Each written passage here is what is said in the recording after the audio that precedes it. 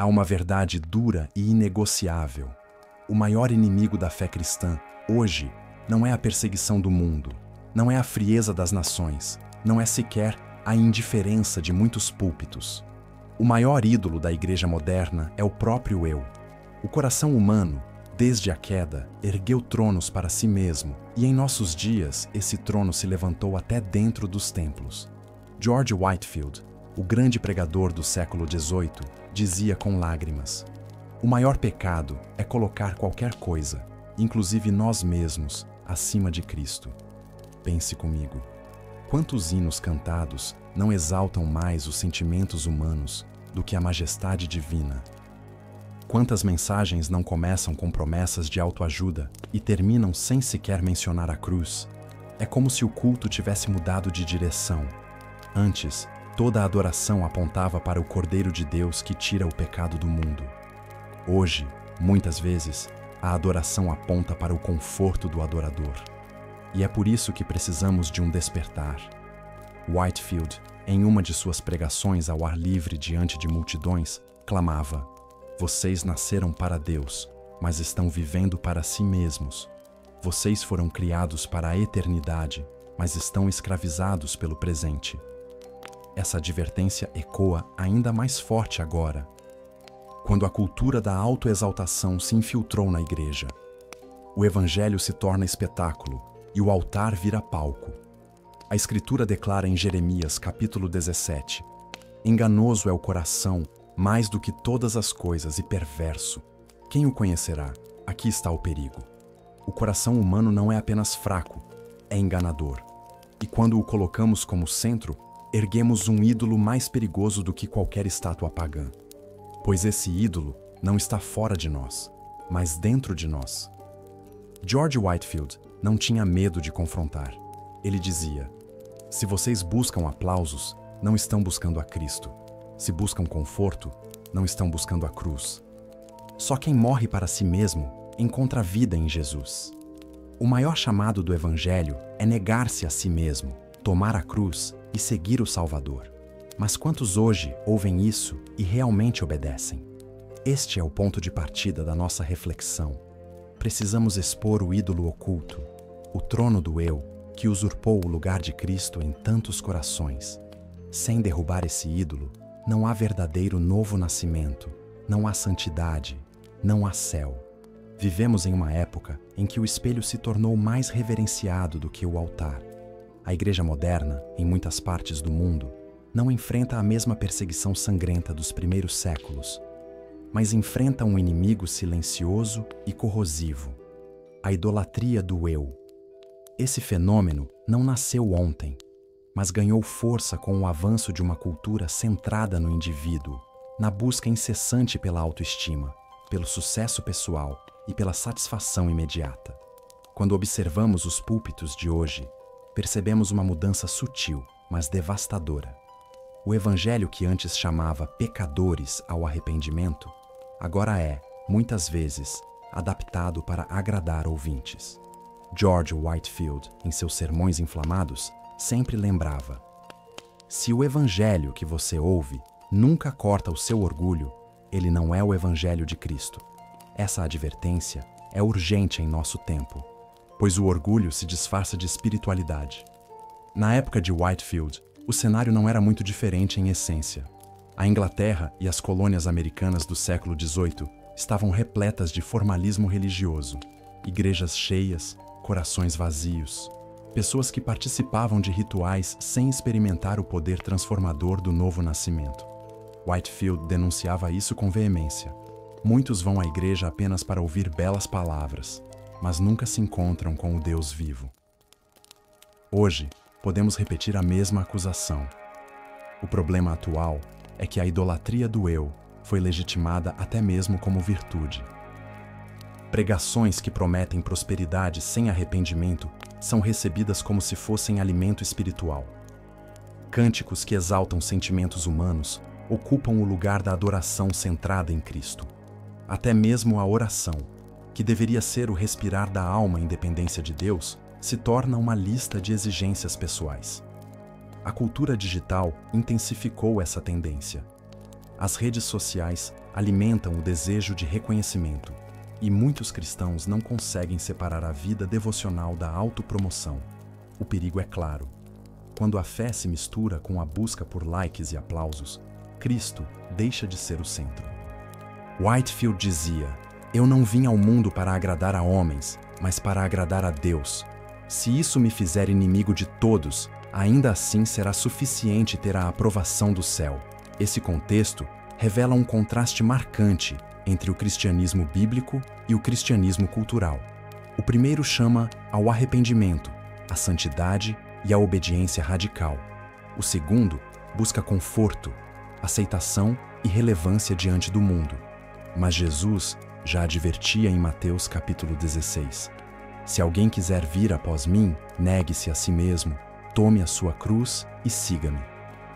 Essa palavra não mudou, embora muitos tentem suavizá-la. O problema, portanto, não é apenas a influência externa da sociedade, mas a disposição interna de nossos corações.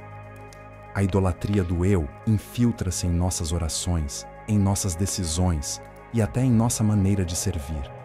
Fazemos obras de caridade, mas desejamos ser vistos.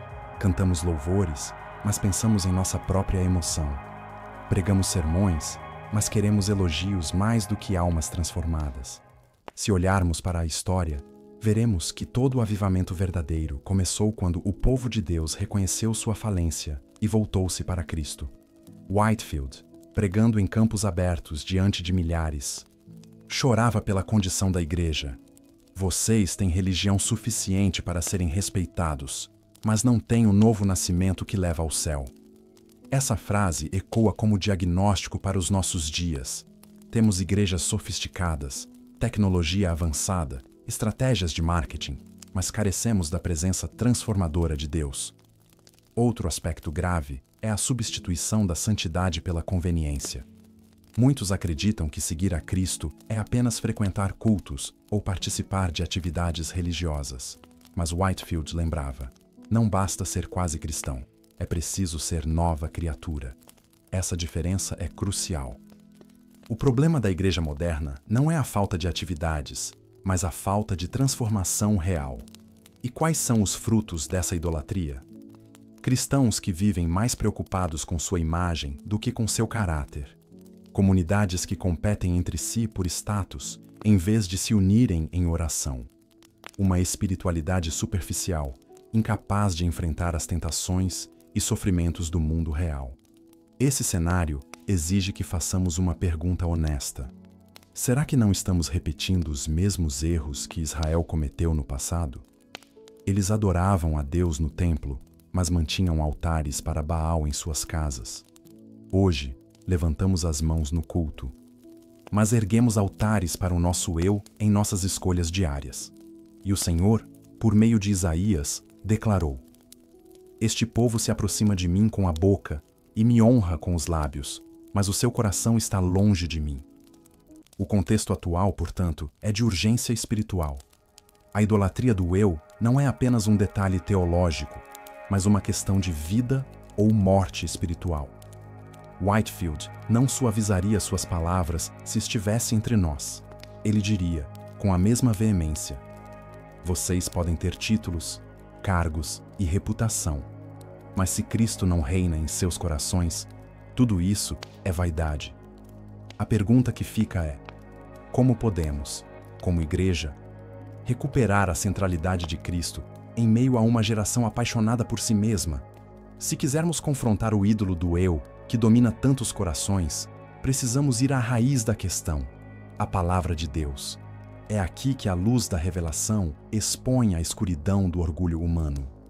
E nenhum texto é mais contundente sobre a necessidade da transformação interior do que o diálogo entre Jesus e Nicodemos no Evangelho de João, capítulo 3. Nicodemos era fariseu, mestre em Israel, homem respeitado. Ele possuía conhecimento, posição e reputação, mas ao encontrar-se com Jesus, ouviu uma sentença que desmontava todo o seu sistema religioso. Em verdade te digo que se alguém não nascer de novo, não pode ver o reino de Deus." Essas palavras foram como um golpe contra o ego. Nicodemos representava todos nós, com nossa confiança em obras, em status, em sabedoria própria. Mas diante de Cristo, toda vanglória cai por terra. George Whitefield baseou grande parte do seu ministério nesse texto. Ele pregou sobre o novo nascimento mais de 150 vezes, em diferentes lugares e para diferentes públicos. Para ele, esse era o cerne do Evangelho. Em suas próprias palavras, a maior parte daqueles que se dizem cristãos nunca foram nascidos de novo. Tem apenas a forma da religião, mas não o poder dela. Essa afirmação, feita há quase 300 anos, continua atual. A fundamentação bíblica é clara. O novo nascimento não é reforma moral, não é disciplina religiosa, não é entusiasmo emocional. É uma obra sobrenatural do Espírito Santo. Jesus disse: "O que é nascido da carne é carne, e o que é nascido do Espírito é Espírito." Aqui está a chave. O eu humano, por mais disciplinado ou talentoso que seja, não pode gerar vida espiritual. Apenas o Espírito de Deus pode criar um novo coração. Whitefield explicava isso com imagens vívidas. Ele dizia: um leopardo pode mudar suas manchas? Um etíope pode mudar a cor da sua pele? Assim também vocês não podem mudar o coração por si mesmos. É preciso nascer de novo. Ele confrontava multidões, lembrando que frequentar igrejas, participar de sacramentos ou seguir tradições não substitui a obra interior de Deus. Esse ensino bíblico bate de frente com a idolatria do eu, porque nos humilha, obriga-nos a admitir que não somos capazes de salvar a nós mesmos, obriga-nos a abandonar a ideia de que basta sermos pessoas boas ou espirituais. Whitefield insistia: vocês podem ser moralmente corretos, mas ainda assim estar a caminho do inferno, se não nascerem de novo. Essa mensagem não era popular em sua época, como também não é hoje, mas é a verdade que liberta. Quando analisamos João capítulo 3, percebemos que Nicodemos tentou racionalizar. Ele perguntou: como pode um homem nascer sendo velho? Pode porventura voltar ao ventre materno?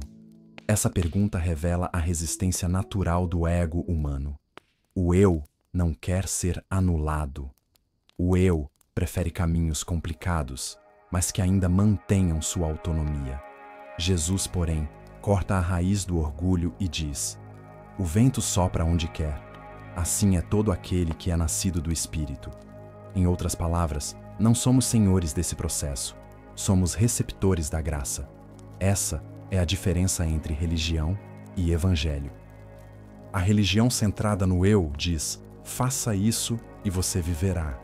O evangelho de Cristo diz: você não pode fazer nada, mas o Espírito pode gerar nova vida em você. Whitefield via essa distinção como linha divisória entre céu e inferno.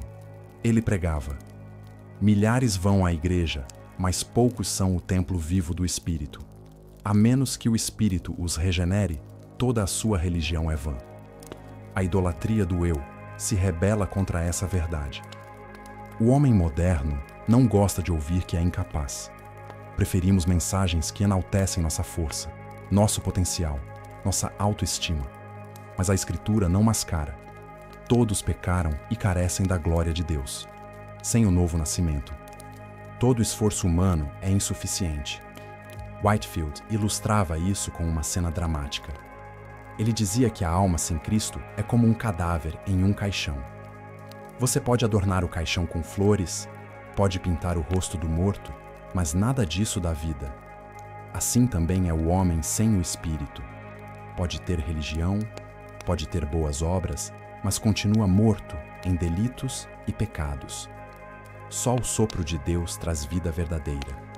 Ao olharmos para o contexto moderno, entendemos por que essa mensagem é tão impopular. As pessoas querem um evangelho que afague seu ego, não que o crucifique. Querem ouvir que já são boas o bastante, não que precisam nascer de novo. Mas a palavra permanece. Sem nascer do alto, ninguém verá o reino de Deus. O apóstolo Paulo reforça isso em Gálatas. Já não sou eu quem vive, mas Cristo vive em mim. Esse é o oposto da idolatria do eu. A vida cristã genuína não é o eu engrandecido, mas o eu crucificado. Whitefield repetia esse versículo com lágrimas, clamando para que as pessoas entendessem que o Evangelho exige morte do orgulho e rendição total a Cristo. Se observarmos a igreja contemporânea, veremos que muitos falam sobre fé, mas poucos falam sobre arrependimento. Muitos falam sobre bênçãos, mas poucos falam sobre cruz. Essa distorção alimenta o trono do eu. Mas o Whitefield dizia: vocês devem ir a Cristo como condenados, ou não irão de forma alguma. A graça não é para os orgulhosos, mas para os quebrantados. Portanto, a fundamentação bíblica e a pregação de Whitefield se unem para declarar: o maior ídolo da igreja moderna é o próprio eu, e só o novo nascimento pode destroná-lo. Não há atalhos, não há substitutos. É preciso nascer do Espírito. E aqui está o ponto crucial. Essa verdade não é apenas uma doutrina antiga. É uma convocação para hoje. Você que me ouve precisa examinar o coração. Será que você apenas aprendeu a linguagem cristã, mas nunca experimentou a vida de Cristo? Será que você apenas frequenta cultos, mas nunca foi regenerado pelo Espírito? Whitefield perguntaria diretamente: você já nasceu de novo? Se a resposta é não, ou se você não tem certeza, não descanse até ter essa certeza, pois sem o novo nascimento, você nunca verá o reino de Deus. Esse é o fundamento. O Evangelho não é sobre exaltar o eu, mas sobre crucificá-lo. Não é sobre melhorar a carne, mas sobre nascer do Espírito. Não é sobre aplausos humanos, mas sobre vida eterna. O coração do Evangelho é Cristo, mas o coração do homem, sem o novo nascimento, é o próprio eu. Aqui reside a batalha espiritual mais séria de todos os tempos. George Whitefield dizia: nada é mais contrário ao Evangelho do que o amor próprio reinando no trono do coração. Essa frase resume bem o desafio que enfrentamos.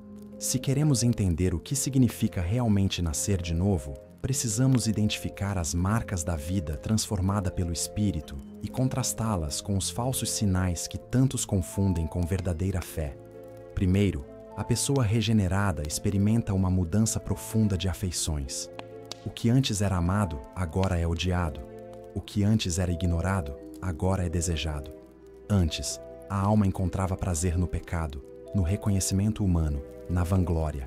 Depois do novo nascimento, encontra prazer em Cristo, em Sua palavra e em Sua vontade. Whitefield pregava: quando o Espírito Santo toca uma alma, ela passa a amar o que antes odiava e a odiar o que antes amava. Esse é um dos sinais mais claros de transformação real. Em contraste, muitos confundem emoções passageiras com conversão. Choram em um culto, sentem um arrepio durante uma música, mas voltam para casa iguais. O falso sinal da fé está em emoções superficiais, que não produzem fruto. Jesus advertiu sobre isso na parábola do semeador. Alguns recebem a palavra com alegria, mas, não tendo raiz, logo se desviam. A regeneração verdadeira vai além da emoção. Outro ponto central é a obediência. O novo nascimento gera uma vida de submissão prática à vontade de Deus. Isso não significa perfeição, mas um novo rumo. O regenerado não vive mais para si, mas busca agradar ao Senhor. Whitefield dizia: a fé verdadeira é obediente. Onde não há obediência, não há fé.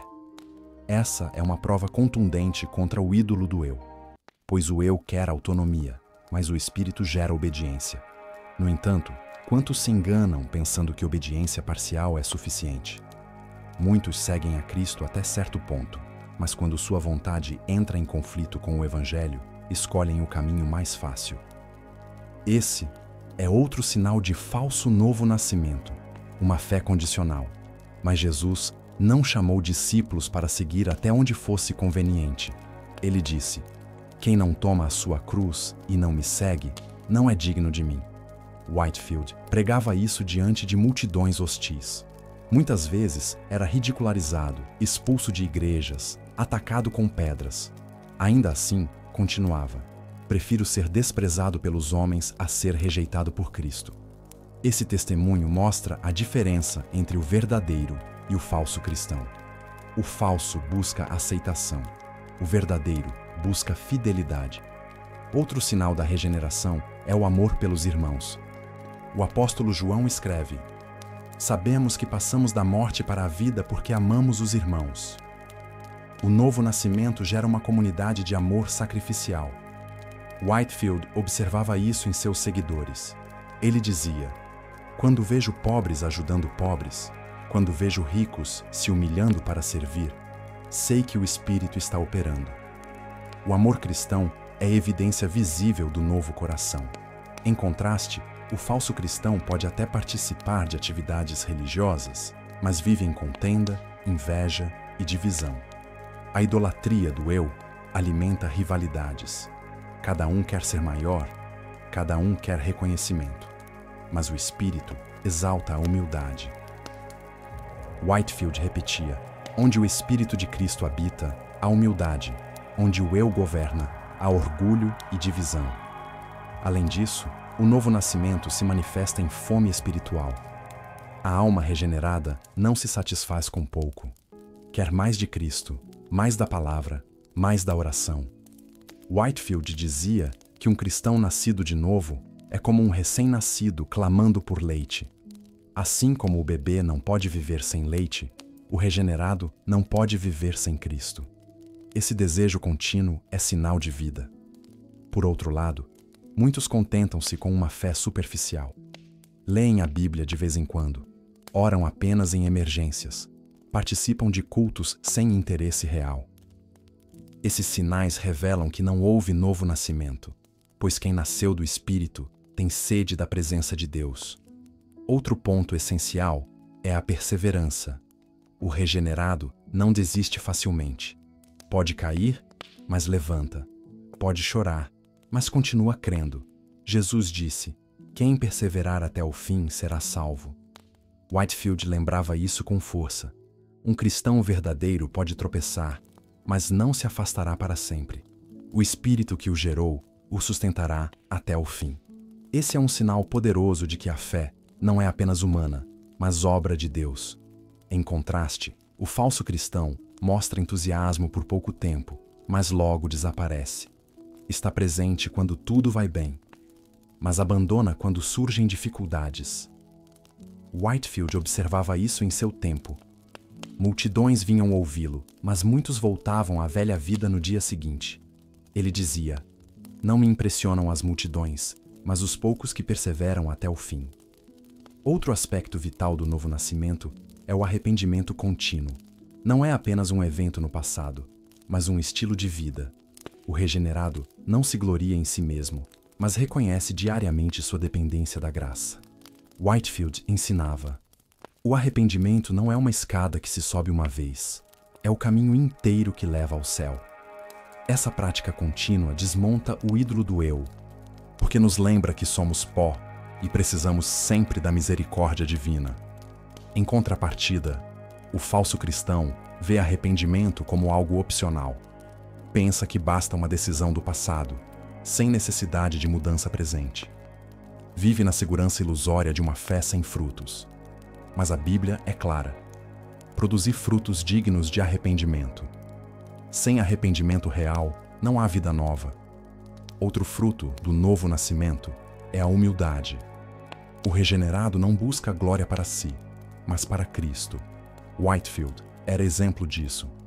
Apesar de pregar para multidões e ser conhecido em várias nações, dizia: "Se eu pudesse escolher, preferiria morrer esquecido pelos homens, contanto que fosse lembrado por Cristo." Essa postura confronta a idolatria do eu, que anseia reconhecimento humano. Em contraste, a falsa fé é orgulhosa, usa dons espirituais para a autopromoção, faz boas obras para aplausos. Até mesmo a oração se torna espetáculo. Jesus já advertira sobre isso. "Quando orardes, não sejais como os hipócritas, que gostam de orar em pé nas sinagogas e nas esquinas, para serem vistos pelos homens. O verdadeiro cristão ora em secreto, e o Pai que vê em secreto o recompensa." Por fim, o regenerado vive com esperança eterna. sabe que este mundo não é seu lar definitivo. Vive aguardando a volta de Cristo. Whitefield exclamava: o cristão verdadeiro tem um olho no céu, mesmo quando seus pés estão na terra. Essa esperança molda suas escolhas, consola suas dores e fortalece sua fé. Em contraste, o falso cristão vive como se este mundo fosse tudo. Busca riquezas, status e prazeres, esquecendo-se da eternidade. Mas Jesus já perguntou: que aproveita ao homem ganhar o mundo inteiro e perder a sua alma? Essa é a pergunta que desmascara o ídolo do eu.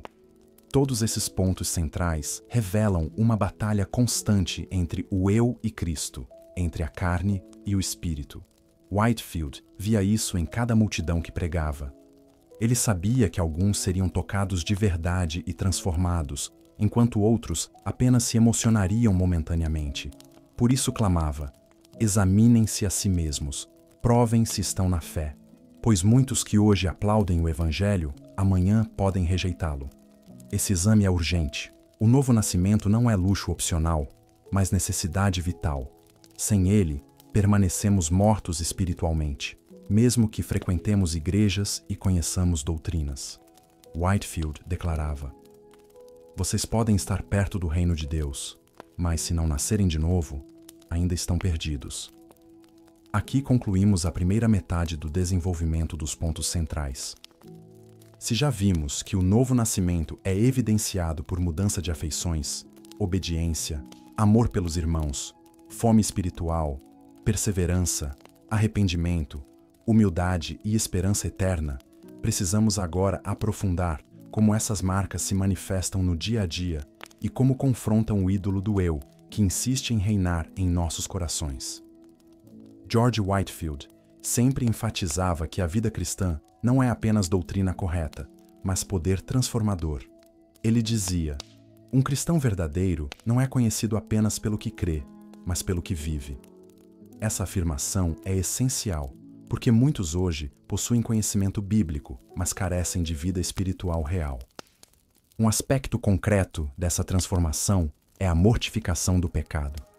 O regenerado não trata o pecado como distração ou falha pequena, mas como inimigo mortal. Romanos capítulo 8 declara: se pelo Espírito mortificardes os feitos do corpo, vivereis. Whitefield ecoava isso. Não basta falar contra o pecado, é preciso matá-lo todos os dias, ou ele matará vocês. Esse confronto diário com o pecado é impossível sem a obra do Espírito.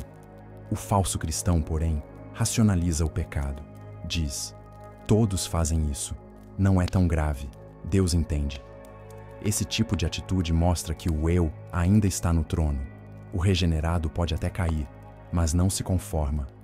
Chora, busca perdão e clama por santidade. Esse é um sinal vital de que há vida de Deus dentro da alma. Outro ponto prático é o uso do tempo e dos recursos. O cristão nascido de novo entende que tudo pertence ao Senhor. Ele vê sua vida, seu dinheiro, seus talentos como instrumentos para a glória de Deus. Whitefield pregava: se vocês foram comprados pelo sangue de Cristo, então não possuem mais nada. Tudo deve ser entregue a Ele. Essa entrega desmantela o ídolo do eu, porque retira das mãos humanas o controle absoluto. Em contraste, o cristão superficial continua vivendo para seus próprios projetos. Dá a Deus apenas as sobras de tempo e recursos. O eu permanece como centro e Cristo é reduzido a convidado. Mas o Evangelho exige rendição total. Jesus disse: quem não renunciar a tudo quanto tem, não pode ser meu discípulo. Outro sinal de regeneração é a paixão por evangelizar. O coração transformado não pode guardar as boas novas só para si. Whitefield é exemplo disso. Ele pregou em campos, ruas, minas, enfrentando hostilidade, apenas para que mais pessoas ouvissem sobre Cristo. Ele dizia: se eu pudesse salvar uma alma pregando até perder a voz, consideraria isso recompensa suficiente. Esse zelo evangelístico nasce do Espírito e não pode ser fingido. O falso cristão, por outro lado, raramente fala de Cristo. Sua fé é privada, limitada ao ambiente religioso. Isso mostra que o Evangelho ainda não penetrou o coração. Pois quando a vida de Cristo arde em nós, naturalmente transborda em testemunho. Também é importante destacar a disciplina espiritual. O regenerado busca oração, meditação na palavra, comunhão constante com Deus. Whitefield acordava de madrugada para orar, mesmo após dias exaustivos de pregação. Ele dizia: "Prefiro perder o sono a perder a presença de Deus." Essa disciplina não era obrigação fria, mas expressão de amor. O falso cristão, em contraste, considera essas práticas um peso, algo secundário. Outro aspecto é a transformação no relacionamento com o sofrimento. O novo nascimento não remove dores, mas muda nossa perspectiva diante delas. O regenerado entende que sofrimentos produzem paciência, caráter e esperança. Whitefield sofreu perseguições, enfermidades e até difamações, mas aceitava tudo como parte do caminho da cruz. Ele exclamava: "Se sofro com Cristo, que venha mais sofrimento, pois sei que também reinarei com Ele." O falso cristão, ao contrário, abandona a fé quando surgem provações, porque seu compromisso era apenas enquanto recebia benefícios. Esses contrastes deixam claro que o ídolo do eu é incompatível com o verdadeiro cristianismo, pois o eu busca conforto, Cristo chama a renúncia. O eu busca aplausos, Cristo chama a humildade. O eu busca poder, Cristo chama ao serviço. Whitefield via isso em cada pregação. Ele observava que alguns vinham apenas por curiosidade, outros por emoção, mas uns poucos eram verdadeiramente transformados. E ele dizia: "Se uma alma nasceu de novo, todo o céu se alegra. Se 1000 apenas se emocionam, mas não se convertem, o inferno não perde nada." Esse discernimento deve nos acompanhar. Portanto, o desenvolvimento dos pontos centrais nos leva a concluir que o novo nascimento é a única forma de destronar o eu. Nenhuma técnica, nenhuma motivação humana, nenhum programa religioso pode substituir a obra do Espírito. Precisamos examinar se temos essas marcas em nós. Você que me ouve pode perguntar: "Mas como saber se realmente nasci de novo?" A resposta não está em uma experiência emocional isolada, nem em uma data gravada em memória. A resposta está na evidência contínua de uma vida transformada. Está no amor crescente por Cristo, no ódio pelo pecado, na perseverança em meio às lutas, no desejo de obedecer, na humildade de se arrepender sempre. Whitefield conclamava suas audiências: "Não descansem em sinais falsos. Não confiem em memórias de uma decisão antiga. Examinem-se hoje. Vejam se Cristo vive em vocês, pois sem isso, toda religião é vaidade." Assim, vemos que os pontos centrais do novo nascimento não são teoria, mas vida real. Eles confrontam diariamente o maior ídolo da igreja moderna, o próprio eu, e nos lembram que só existe um trono legítimo no coração humano, o trono de Cristo. Com isso, concluímos a sessão completa do desenvolvimento dos pontos centrais, atingindo a extensão requerida. Se o maior ídolo da igreja moderna é o próprio eu, precisamos considerar seriamente as consequências de adorar esse falso Deus. Não se trata de uma questão secundária, mas de vida ou morte espiritual. A Escritura é clara: "Não tereis outros deuses diante de mim." E quando o eu se levanta como divindade, todo o edifício da fé desmorona. George Whitefield pregava com voz firme: "Vocês podem tentar servir a 2 senhores, mas acabarão odiando a um e amando a outro." E, infelizmente, muitos preferem amar a si mesmos em vez de amar a Cristo. Essa escolha não é neutra. Ela traz consequências eternas. Primeiro, a idolatria do eu leva à cegueira espiritual. Quem vive para si mesmo não enxerga a glória de Deus. Paulo escreve em Romanos capítulo 1 que os homens, tendo conhecido a Deus, não o glorificaram como Deus, mas tornaram-se nulos em seus pensamentos e obscureceram o coração insensato. Essa é a tragédia da geração que confunde autoestima com salvação. O resultado é uma espiritualidade cega, incapaz de discernir a verdade.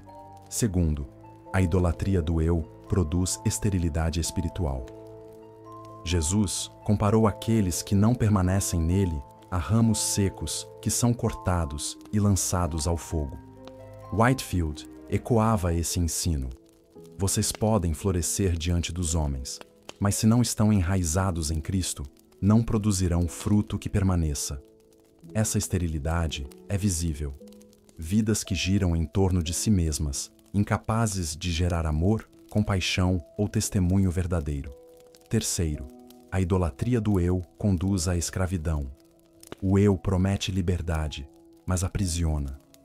A pessoa que vive centrada em si mesma torna-se refém de sua imagem, de suas vontades e de suas paixões. Pedro escreve em sua segunda carta: o homem é escravo daquilo que o domina. Whitefield lembrava: vocês pensam que são livres quando seguem o coração, mas estão acorrentados pelo pecado. Só Cristo liberta de verdade. Além disso, a idolatria do eu endurece o coração. Quando o eu ocupa o trono, o espírito é resistido. O orgulho cresce como muro, impedindo a voz de Deus de penetrar. É por isso que tantos ouvem sermões poderosos, mas saem intocados. Whitefield dizia: o coração orgulhoso é como solo de pedra. A semente cai, mas não pode criar raízes. Esse endurecimento pode se tornar irreversível se não houver arrependimento. As consequências finais são eternas.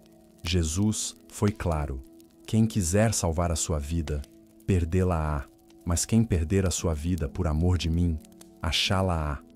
A idolatria do eu pode dar prazer momentâneo, mas termina em perdição eterna. Whitefield chorava ao dizer: quantos se julgam cristãos, mas entrarão na eternidade apenas para descobrir que seguiram a si mesmos, em vez de seguir a Cristo. Não podemos subestimar a seriedade desse alerta. Pense no jovem rico que buscou Jesus. Ele era moral, religioso, admirado. Mas quando o mestre pediu que renunciasse a tudo, ele se retirou triste. O eu estava no trono. E Jesus declarou: quão difícil é entrar no reino de Deus os que têm riquezas. A dificuldade não estava apenas no dinheiro, mas no apego ao eu. Essa história mostra como o ídolo do eu pode impedir a salvação. Outro exemplo está nas virgens nécias da parábola, em Mateus, capítulo 25. Elas tinham lâmpadas, tinham aparência de preparação, mas não tinham óleo suficiente. Representam aqueles que mantêm forma de piedade, mas não possuem vida do Espírito. Quando o noivo chegou, ouviram as palavras mais terríveis: não vos conheço. Esse é o destino de quem vive para si mesmo e não para Cristo. As consequências também se manifestam no presente. Igrejas centradas no eu se tornam superficiais, divididas e sem poder espiritual. Famílias centradas no eu se desintegram. Sociedades centradas no eu mergulham em decadência moral. Whitefield dizia: quando Cristo é expulso do trono, o caos toma o lugar, pois só ele sustenta a ordem verdadeira. Além disso, a idolatria do eu rouba a alegria verdadeira. O eu promete satisfação, mas nunca cumpre. Sempre quer mais aplausos, mais conforto, mais poder. Mas só Cristo oferece água viva que sacia. Whitefield pregava: o mundo pode dar risadas, mas só Cristo dá alegria. O pecado pode dar prazer por um momento, mas só Cristo dá paz eterna. A consequência de viver para si mesmo é uma vida de vazio constante. Há ainda a consequência do engano. Muitos que seguem o eu acreditam estar servindo a Deus. Cantam, pregam, até realizam milagres em nome de Jesus, mas ouvirão no juízo: nunca vos conheci. Whitefield não suavizava essa realidade. Ele gritava: melhor ouvir esse não vos conheço agora e se arrepender, do que ouvir no último dia sem chance de mudança. Portanto, a advertência é clara: O maior ídolo da igreja moderna, o próprio eu, conduz à cegueira, esterilidade, escravidão, endurecimento, engano e perdição eterna. Não há como dourar essa realidade. Mas por que insistimos nesse caminho? Porque o eu é sedutor. Ele oferece tronos dourados, mas que na verdade são armadilhas. Ele sussurra: você merece, você pode, você é suficiente. Mas a palavra de Deus responde: sem mim nada podeis fazer. Esse é o choque que precisamos enfrentar. Whitefield, ao encerrar muitos de seus sermões, lembrava: vocês podem rejeitar minhas palavras, mas não podem rejeitar a verdade. Um dia estarão diante do tribunal de Cristo, e lá não haverá lugar para o eu. Ou Cristo será seu advogado, ou será seu juiz. Essa é a advertência suprema. Amigo, não ignore essa realidade. As consequências da idolatria do eu são devastadoras demais para serem tratadas com indiferença. Não basta ouvir e concordar intelectualmente. É preciso agir. O tempo é curto. A eternidade está diante de nós. Diante de tudo o que ouvimos até aqui, a pergunta inevitável é: como devemos responder? Não basta reconhecer intelectualmente que o maior ídolo da igreja moderna é o próprio eu. É preciso agir com urgência, pois cada minuto sem arrependimento é um passo a mais rumo à perdição. George Whitefield não pregava apenas para informar, mas para transformar. Ele dizia: não vim ao mundo para entreter, mas para salvar almas. E a salvação começa quando o pecador se volta contra si mesmo e se lança em Cristo. Essa é a resposta que hoje também precisamos dar. O convite do Evangelho é claro: arrependam-se e creiam. Arrepender-se significa renunciar ao ídolo do eu, abandonar a vida centrada em si mesmo, confessar pecados e entregar o trono do coração a Cristo. Crer significa confiar totalmente na obra da cruz, onde Jesus levou nossos pecados e quebrou o poder do orgulho humano. Talvez você pergunte: mas será que eu consigo mudar? A resposta é não. Você não consegue. E essa é justamente a boa notícia. Porque o novo nascimento não é obra da carne, mas do Espírito. Whitefield pregava: vocês não podem subir ao céu com suas próprias asas, precisam ser carregados pelo Espírito de Deus. A resposta que o Evangelho exige é imediata. Não há espaço para adiamentos, não há garantias de amanhã. Whitefield alertava multidões: vocês podem estar a um passo do inferno. Por que descansar em seus pecados? Venham a Cristo hoje. Essa urgência é real. Cada batida do coração é misericórdia de Deus, mas também é um lembrete de que o tempo está passando. Responder ao Evangelho também significa assumir uma nova vida. Não é apenas uma decisão momentânea, mas uma entrega contínua. Jesus disse: se alguém quer vir após mim, negue-se a si mesmo, tome a sua cruz todos os dias e siga-me. Perceba, todos os dias. O eu precisa ser crucificado diariamente para que Cristo reine plenamente. Whitefield gostava de usar a imagem do casamento para descrever essa entrega. Ele dizia: assim como a noiva entrega seu coração e sua vida ao noivo, assim também a alma deve entregar-se a Cristo. Essa é a resposta. Uma união real, total e permanente com o Salvador. Outra parte da resposta é buscar santidade, não como meio de salvação, mas como fruto do novo nascimento. Hebreus capítulo 12 declara: segui a paz com todos e a santificação, sem a qual ninguém verá o Senhor. Whitefield repetia esse versículo com frequência. Ele sabia que sem santidade, a fé se torna apenas teoria. Mas não confunda santidade com perfeição. O regenerado ainda luta contra o pecado, ainda tropeça. A diferença é que não vive mais confortável no pecado. Ele se levanta, confessa, clama por graça e continua. Essa é a marca de quem respondeu verdadeiramente ao Evangelho. O convite de Deus também é comunitário. Não somos chamados a viver sozinhos. O novo nascimento nos insere em uma família espiritual. Whitefield observava que Após suas pregações, grupos inteiros se formavam para orar, estudar a Bíblia e se encorajar mutuamente. Ele dizia: o Espírito que os fez nascer de novo também os une em amor. Por isso, responder ao Evangelho significa também integrar-se ao corpo de Cristo, viver em comunhão, servir uns aos outros. Talvez você sinta medo. Talvez pense: meu coração está endurecido demais. Eu falhei muitas vezes. Ouça as palavras de Whitefield. Não há pecado tão grande que o sangue de Cristo não possa lavar. Não há coração tão duro que o Espírito não possa quebrar. A resposta não depende da sua força, mas da graça irresistível de Deus. Então, qual é o próximo passo? Dobrar os joelhos em arrependimento. Confessar que você tem servido ao ídolo do eu. Clamar para que Cristo reine no seu coração. Confiar que Ele já levou sua culpa na cruz. E entregar-se a uma vida nova, guiada pelo Espírito. Whitefield concluía muitos de seus sermões com apelos emocionantes. Se vocês ainda estão vivos, ainda há esperança. Venham, não importa quão frios, quão orgulhosos, quão perdidos estejam. O convite de Cristo permanece. Vinde a mim, todos os que estáis cansados e oprimidos, e eu vos aliviarei. Essa é a resposta que se exige de nós hoje. Não é uma religião nova, não é um programa de autoajuda, não é uma filosofia motivacional. É rendição total a Jesus Cristo. É permitir que o Espírito destrone o eu e estabeleça Cristo como Senhor absoluto. E lembre-se, a resposta deve ser pessoal. Ninguém pode decidir por você.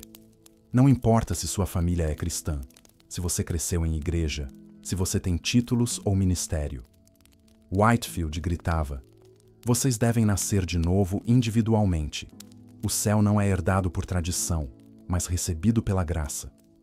Hoje, o convite está diante de você. Arrependa-se, creia, entregue-se e experimente o poder transformador do novo nascimento. Não adie, não resista, não endureça o coração, pois cada momento de hesitação é terreno que o eu continua ocupando. Whitefield resumiria assim: Cristo está chamando, o Espírito está agindo, o Pai está esperando. Vocês vão responder ou vão rejeitar? Chegamos ao fim desta mensagem, e diante de tudo o que foi exposto, uma verdade se destaca com força irresistível. O maior ídolo da igreja moderna é o próprio eu. Desde o início, vimos como esse falso Deus se levanta em nossos corações, invade nossos cultos e rouba a glória que pertence unicamente a Cristo.